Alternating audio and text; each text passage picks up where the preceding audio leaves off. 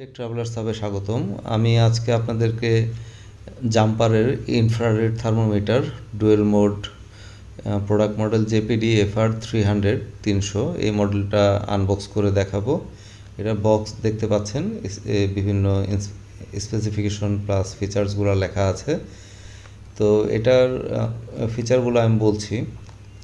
এটা professional accuracy, 1 second reading, hygienic non touch, smart fever alert, silent mode and child mode, এই ফিচারগুলো available. Magnetic probe cover, automatic switch between forehand and ear mode, just when you open the cover on, it will be forehead mode or object mode, and cover off ear mode.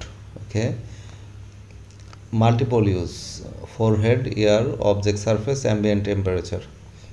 Fever warning, color coded display and beeps help you interpret the result.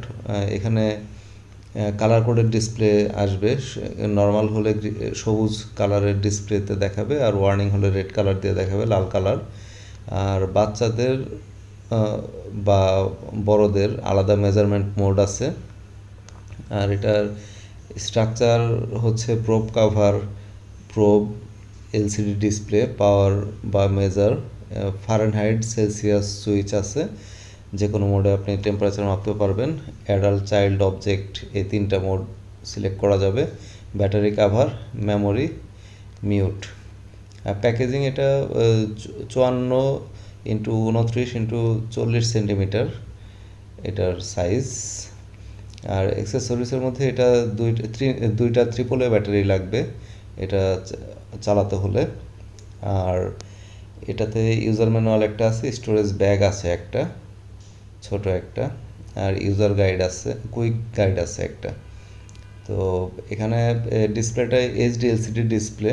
R forehead মোডে 71.6 থেকে 109.4 degree Fahrenheit, air মোডে 93.2 থেকে 109.4 degree Fahrenheit, object মোডে 32 থেকে 212 degree Fahrenheit temperature measure করা যাবে। আর accuracy আছে, এটা আপনারা ডেসক্রিপশনে পড়ে নেবেন কাভারের ভিডিওতে। আর এটার ব্যাটারি দুইটা ট্রিপল এ লাগে।